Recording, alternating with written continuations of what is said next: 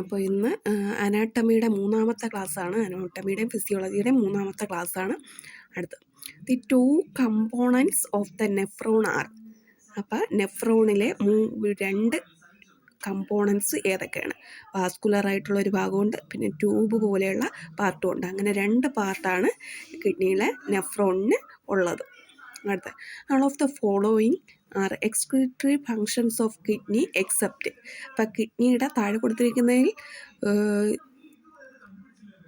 കിഡ്നിയുടെ ഫങ്ഷൻ അല്ലാത്തത് ഏതെന്നാണ്. Regulation of electrolytes. അപ്പോൾ ഇലക്ട്രോലൈറ്റ്സിനെ റെഗുലേറ്റ് ചെയ്യുന്നു. Maintenance of fluid balance maintain ചെയ്യുന്നു. പിന്നെ elimination of metabolic waste eliminate ചെയ്യുന്നു. റിലീസ് ഓഫ് അൽഡോസ്റ്റിറോൺ മാത്രം അത് എക്സ്ക്രീറ്ററി ഫങ്ഷനിൽ ഉൾപ്പെടാത്തതാണ്. അടുത്തത് diffusion is the movement of. Diffusion എന്ന് പറയുന്നത് എന്താണ്?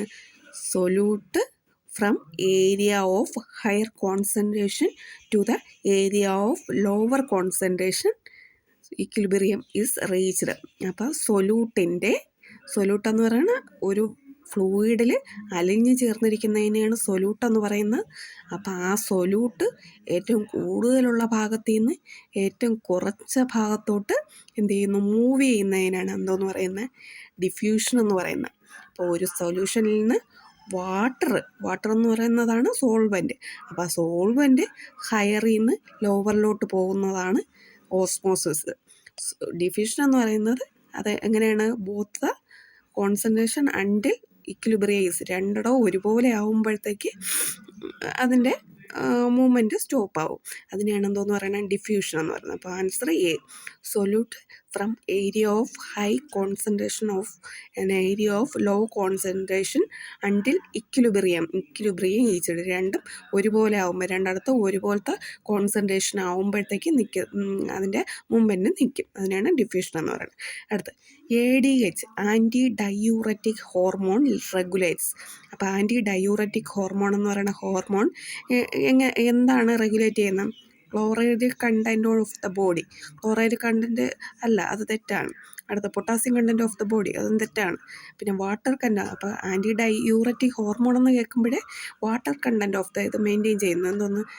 Water content of the body maintain ചെയ്യുന്നതാണ് ആൻറ്റി ഡയൂററ്റിക്. അടുത്ത് ദി ഹോർമോൺ ആൽഡോസ്റ്റിറോൺ സ്റ്റിമുലേറ്റ്സ്.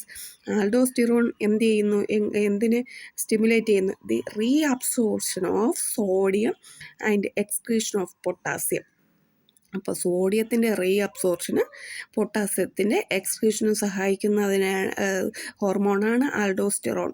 നേരത്തെ കിഡ്നിയുടെ ഇത് എക്സ്ക്രീറ്ററി ഫങ്ഷനിൽ ഉൾപ്പെടാത്ത ഏതെന്ന് ചോദിച്ചപ്പോൾ അത് പറഞ്ഞതാണ് ആൽഡോസ്റ്റിറോൺ. അപ്പം ആൽഡോസ്റ്റിറോൺസ് എന്ന് പറഞ്ഞാൽ റീഅബ്സോർപ്ഷൻ ഓഫ് സോഡിയത്തിന് അബ്സോർബ് ചെയ്തിട്ട് എക്സ്ക്രീഷൻ ഓഫ് പൊട്ടാസ്യത്തിനെ ത്വരിതപ്പെടുത്തുന്ന ഹോർമോണാണ് ആൽഡോസ്റ്റിറോൺ.